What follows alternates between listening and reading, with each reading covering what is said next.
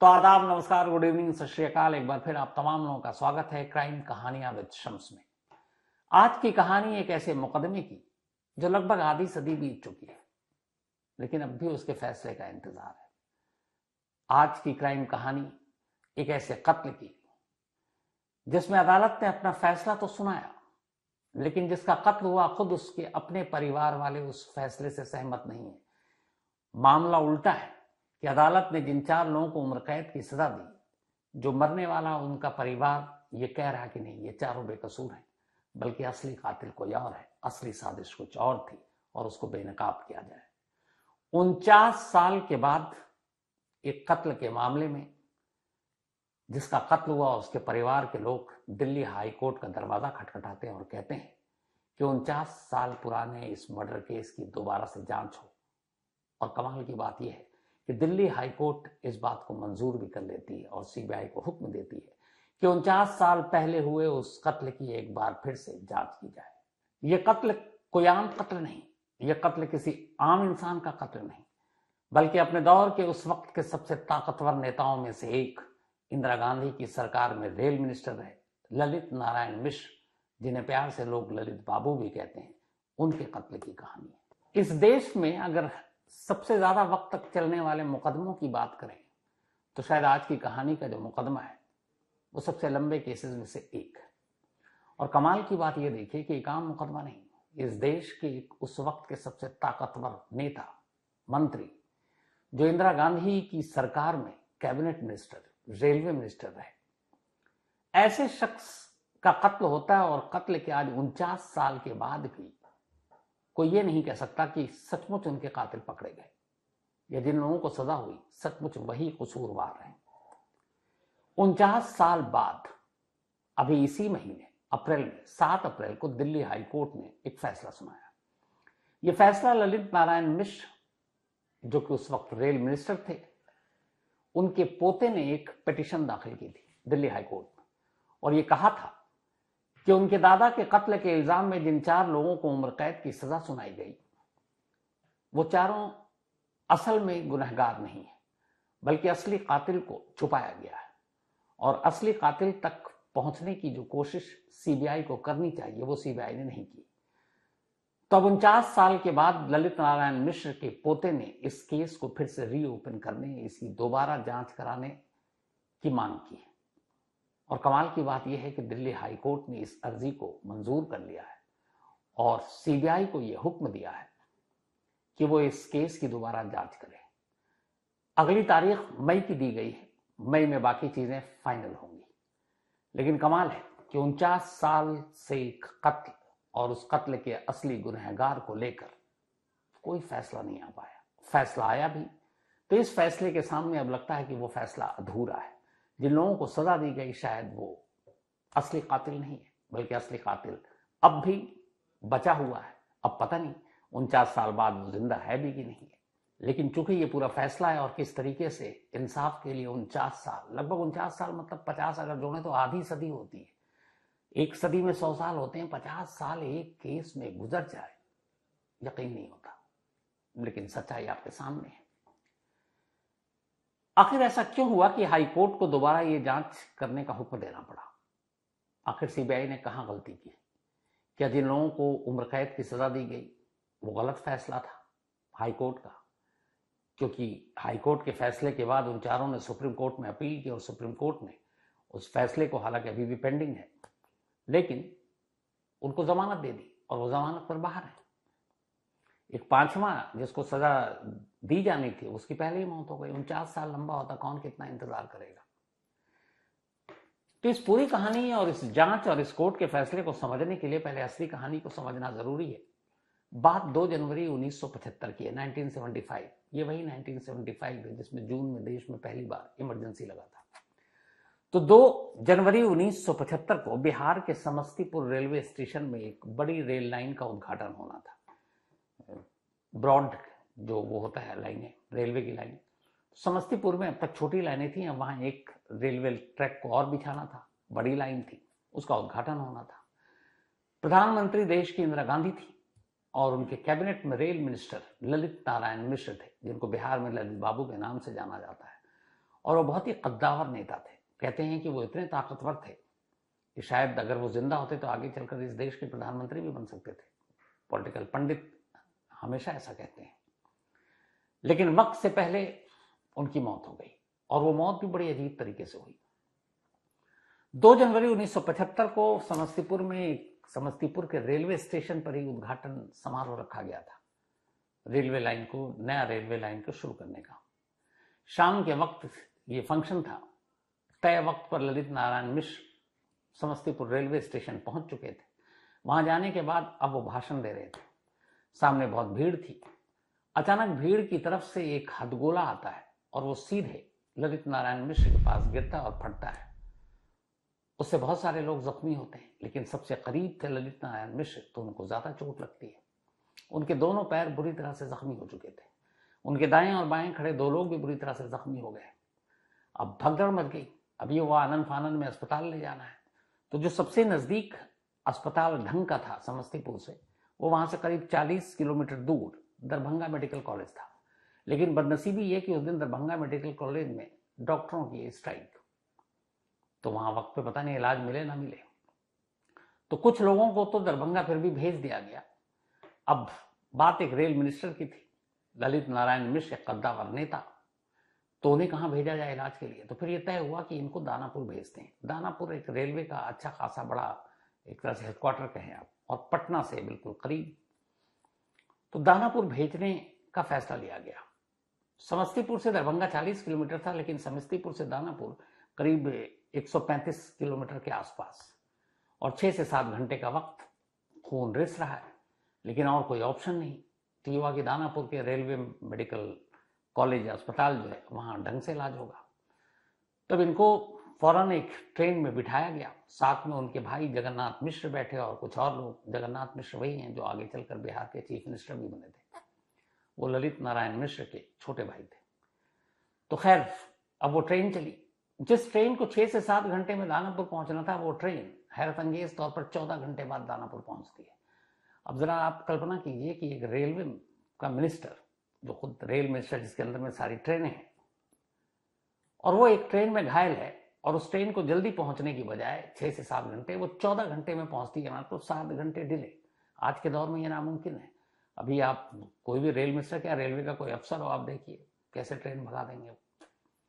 लेकिन उस वक्त अब ये कोई टेक्निकल फॉल्ट था या जानबूझ करके, ये भी एक साजिश का हिस्सा है कि अगर वक्त पे शायद ललित नारायण मिश्र पहुंच जाते अगले 5 से 7 घंटे में, तो शायद उनकी जान बच सकती थी।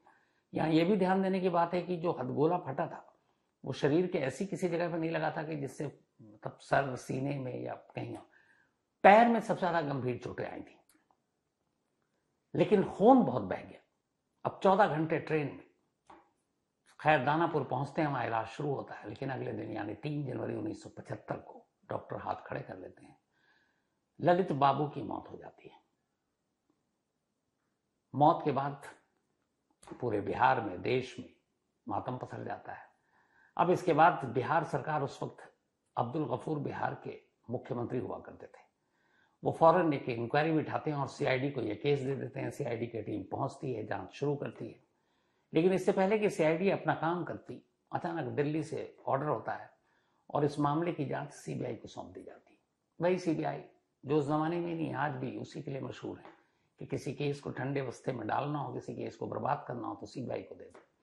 तो उसी सीबीआई को अब एक रेल मिनिस्टर के मर्डर की तफ्तीश की जिम्मेदारी सौंप दी जाती है। अब सीबीआई पहुंचती है, तफ्तीश शुरू होती है। अब इसी तफ्तीश के दौरान यहीं से एक खेल शुरू होता है। जब ये सब कुछ हुआ, तब बिहार में एक नाम बड़ा चर्चित हुआ करता था। ये नाम था आनंद मूर्ति बाबा।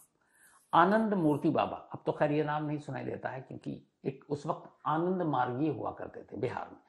आनंद मार्गीय एक संगठन था, एक ऑर्गेनाइजेशन था, जिसका मकसद था कि एक मतलब सदाचारी, अच्छे शरीफ लोगों की सरकार बनाना। अलग अलग मूवमेंट में अलग अलग चीजें होती है।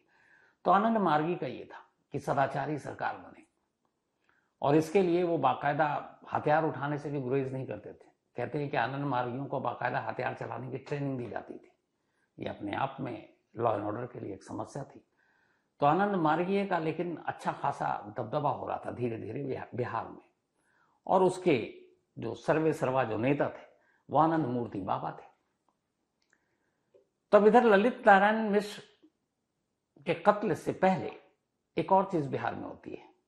होता है कि 1971 में, यानी 4 साल पहले ललित बाबू की हत्या के, जो आनंद मूर्ति बाबा थे उनको पुलिस गिरफ्तार कर लेती है। और गिरफ्तारी की वजह ये थी, जो इल्जाम लगाया गया कि कई ऐसे आनंद मार्गीय थे जो पार्टी छोड़कर जा रहे थे पर वो जा ना पाए, इसलिए उनको उनका कत्ल करवा दिया गया और इल्जाम लगा दिया गया आनंद मूर्ति बाबा पर, जो इस संगठन के सर्वे सर्वा थे। तो जेल पहुंच गए पटना, उन्होंने बेल एप्लीकेशन दिया, बेल एप्लीकेशन खारिज होती गई। तो उन्होंने जेल से ही अपने तमाम भक्तों को ये संदेश देना शुरू किया कि यह जुल्म है और तुम चुप मत बैठना जब तक कि मैं बाहर ना आ जाऊं, रिहा ना हो जाऊं, चैन से कोई नहीं बैठेगा। तो एक तरह से उकसाने वाला भी बयान वैसे समझ लीजिए आप। तो सरकार के खिलाफ था, क्योंकि सरकार ने ही अंदर किया था। सीबीआई ने जब अपनी जांच की तो और बाकी मोटिव को भुलाकर उसने सीधे सीधे ये कर दिया कि ललित बाबू की हत्या के पीछे आनंद मार्गियों का हाथ है, क्योंकि उनके नेता जेल में थे, उन्होंने वहां से भड़काऊ भाषण दिया, चैन से शांति से मत बैठना, और उन्होंने ही प्लानिंग की। फिर उन्होंने ये भी कहा कि उन्होंने बाकायदा हिट लिस्ट निकाली थी 3 लोगों की, तब आनंद मार्गियों ने कि बिहार में इन्हें मारना है। उनमें से एक नाम था ललित नारायण मिश्र का, एक नाम था माधवानंद का, और एक नाम उस वक्त के चीफ मिनिस्टर अब्दुल गफूर का। तब सीबीआई ने ये इल्जाम लगाया और इस इल्जाम लगाने के बाद आनंद मार्गीय के कुछ लोगों को सीबीआई ने गिरफ्तार कर लिया।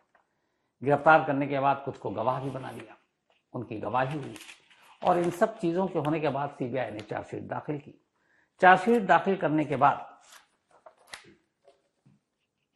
ललित नारायण मिश्र के पूरे कत्ल की साजिश के लिए आनंद मार्गीय के 5 लोगों को जिम्मेदार ठहराया गया। उनमें से एक की आगे चलकर मौत हो गई थी, लेकिन बाकी का मुकदमा अब अदालत में पहुंचा। 1975 की ये बात है, देखिए 1975 से पूरा 75, 80, 2000 आ गया, करीब करीब 39 साल बीत गए, 39 ईयर्स के बाद 8 दिसंबर 2014, यही वो तारीख थी 8 दिसंबर 2014 को दिल्ली की एक लोकल कोर्ट ने, क्योंकि मामला दिल्ली में ट्रांसफर हो गया था, पहली बार अपना फैसला सुनाया एक कैबिनेट मिनिस्टर के कत्ल के इल्जाम में। 8 दिसंबर 2014, 39 लंबे साल के बाद पहला फैसला आता है, और इस फैसले में 4 लोगों को उम्र कैद की सजा दी जाती है। इनमें रंजन द्विवेदी, संतोषानंद, सुदेवानंद और गोपाल जी। गोपाल जी जो है वो एडवोकेट, इन्हीं आनंद मार्गीय के लिए काम करने वाले। तो इन 4 लोगों को उम्र कैद की सजा सुनाई 39 लंबे साल के बाद। उसके बाद इन्होंने अपील किया हाई कोर्ट में, इस फैसले को चैलेंज किया सुप्रीम कोर्ट में। सुप्रीम कोर्ट ने चैलेंज एक्सेप्ट किया। उसके बाद 2015 में ही इन 4 को जमानत दे दी। अब ये जमानत पर बाहर आ गए, और अभी तक अब सुप्रीम कोर्ट से उसके बाद 2014 हम अब 2024 में 10 साल हो गए इसको भी, आगे कोई फैसला नहीं। लेकिन इन सारी चीजों के बीच एक और चीज होती रही। सीबीआई ने चार्जशीट तैयार की, सीबीआई ने कोर्ट में मामला दिया, 4 लोगों को सजा हो गई। लेकिन जो ललित नारायण मिश्र की फैमिली थी, उनके भाई, उनके बेटे, उनके पोते, वो पहले दिन से कहते रहे कि ये जो 4 लोगों को आपने पकड़ा है, जो चार्जशीट दाखिल किया, आनंद मार्गीय का नाम लिया है, ये जो संतोषानंद, सुदेवानंद, गोपाल जी या फिर रंजन द्विवेदी, ये असली कातिल नहीं। असली कातिल कोई और है, कोई ताकतवर शख्स, जिसके इशारे पर ललित नारायण मिश्र का कत्ल हुआ। और ये सब सीबीआई ने आई वॉश किया। एक तरह से सीबीआई ने ढंग से जांच नहीं की, गलत लोगों को इस केस में फंसा दिया। मतलब जिस परिवार के शख्स का कत्ल हुआ, उस परिवार के लोग उन लोगों की को सपोर्ट कर रहे हैं जिनको अदालत ने सजा सुनाई है सीबीआई की चार्जशीट के आधार पर कि यही है, इनको उम्र कैद की सजा दी जा रही है। और फैमिली के लोग ललित बाबू के कह रहे हैं कि नहीं, ये कातिल नहीं है, कातिल तो अब भी आजाद है, वो कोई और है, और उसको बचा लिया गया। अब ये सवाल कि ये कौन, तो इसी सवाल पर अब जाकर जो ललित नारायण मिश्र हैं, उनके पोते ने दिल्ली हाईकोर्ट में अर्जी दी, और उन्होंने कहा कि ये जो हाईकोर्ट का फैसला था जो सुप्रीम कोर्ट में पेंडिंग है, हम इस फैसले से सहमत नहीं है, और हमें लगता है सीबीआई ने अपनी जांच ईमानदारी से नहीं की, और हम फिर से रिक्वेस्ट करते हैं कि सीबीआई इस मामले की ईमानदारी से जांच करे, ताकि सही जो जांच वो हो और असली कातिल बेनकाब हो सके। यानी उनकी नजर में आज भी असली कातिल बेनकाब नहीं हुआ। पर सवाल यह कि असली कातिल कौन हो सकता है, उसको लेके बहुत सारी कहानियां चली। एक हुआ कि बहुत पावरफुल होते जा रहे थे, शायद आगे चलकर दिल्ली की गद्दी पर बैठ सकते थे, तो ये पॉलिटिकल किलिंग भी हो सकती है। एक हुआ उस वक्त यूएसएसआर और अमेरिका, इन दोनों के बीच में वर्चस्व की लड़ाई चल रही थी, और दोनों की खुफिया एजेंसियों के बीच में, जो अमेरिका की CIA है और यूएसएसआर की KGB। तो ये भी कहते हैं कि इंदिरा गांधी ने उस वक्त एक कहा था कि ललित नारायण मिश्र की हत्या के पीछे उन्हें विदेशी ताकतों का हाथ नजर आता है। तो इस लाइन के ऊपर भी बहुत सारी स्टोरीज आई, तो उसमें यह था कि उनका इशारा अमेरिकी खुफिया एजेंसी CIA की तरफ था। क्यों? उसकी वजह यह थी कि CIA को लगता था कि KGB की पैठ इंडिया में अच्छी है, और कहीं ना कहीं उससे ललित नारायण मिश्र का भी कांटेक्ट है, संपर्क है। तो इसीलिए कमजोर करने के लिए CIA ने ललित नारायण मिश्र का कत्ल करवाया। हालांकि सब कई इस पे बुक भी आई हैं, लेकिन असली थ्योरी जो है वो आज तक क्लियर नहीं हो पाया कि असली वजह क्या थी। मामले की जांच हुई, CBI ने कर ली। अब 39 साल बाद फैसला आया। अब परिवार ने दोबारा पिटीशन दिया, जिसपे दिल्ली हाईकोर्ट ने फैसला सुना दिया। अब सवाल यह है कि CBI को दोबारा जांच करने का हुक्म तो दे दिया गया, लेकिन आज की तारीख में ललित नारायण मिश्र की हत्या को लगभग 49 साल हो चुके हैं, बल्कि 49 साल से भी थोड़ा ज्यादा, क्योंकि 2 जनवरी 1975 की बात है और आज हम बैठे हुए हैं 2024 में। तो क्या 49 साल के बाद असली कातिल का चेहरा सामने आ पाएगा? असली साजिश बेनकाब हो पाएगी? अगर ताकतवर लोग एक कैबिनेट मिनिस्टर के मर्डर के पीछे हैं, तो क्या वो पूरी साजिश और उन लोगों के पीछे कौन है, ये सच कभी बाहर आ पाएगा? और क्या आज के दौर में वो सारे सबूत और वो सारी चीजें CBI इकट्ठा कर पाएंगी? क्योंकि मामला आधी सदी पुराना हो चुका है। और सबसे बड़ा सवाल ये भी है कि जो असली चेहरा, असली कातिल, असली साजिश जिन लोगों ने रची, क्या वो अब इस दुनिया में है भी कि नहीं है? वो बड़े और ताकतवर लोग। तो बेशक हाईकोर्ट ने दोबारा इसकी री इन्वेस्टिगेशन की बात तो कर दी है, दोबारा जांच की, लेकिन आधी सदी बीत जाने के बाद गुंजाइश बड़ी कम नजर आती है कि शायद ही इस मर्डर के पीछे की जो असली साजिश है वो कभी बेनकाब हो पाए। ये इस देश के सबसे लंबे मुकदमों में से एक मुकदमे की कहानी थी, और ये आम कोई मुकदमा नहीं। सोचिए, अपने दौर के उस वक्त के सबसे ताकतवर नेताओं में से एक, जिस देश के रेल मिनिस्टर थे, उनका कत्ल, और उस कत्ल का हश्र अदालती और इंसाफ की इस लड़ाई, इस लंबी कोशिश में ये होता है कि 49 साल बाद भी फैमिली एक ही फरियाद कर रहा है कि हमें इतना तो बता दो कि ललित नारायण मिश्रा या ललित बाबू का असली कातिल कौन है, और ये साजिश किसने रची, क्यों रची, क्या वजह थी। पर अफसोस किसी का भी जवाब नहीं। तो क्राइम कहानियां विद शम्स में आज इतना ही। अब आपसे मुलाकात होगी अगले संडे को क्राइम कहानियां विद शम्स में किसी और कहानी के साथ। तब तक अपना और अपनों का ख्याल रखिएगा। Thank you very much.